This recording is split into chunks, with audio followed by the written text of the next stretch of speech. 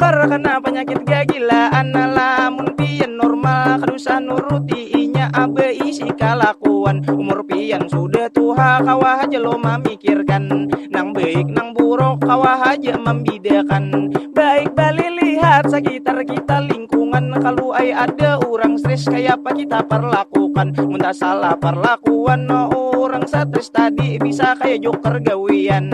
Janganlah dipasung tapi bawa ke psikiater, dokter kejiwaan. Wah ini sudah gratis Pemko mau rusakan. Lain pang bahari ulun suah pengalaman, berobat ke psikiater ulun didiagnosa karena depresi ringan. Depresi ringan tadi harau jadi depresi berat imbas sekali pertemuan. Napang biayanya aparak 1,5 jutaan, duit 1,5 juta aku pikirakan. Pun ku bawa ke warung jable pasti depresi ku hilang.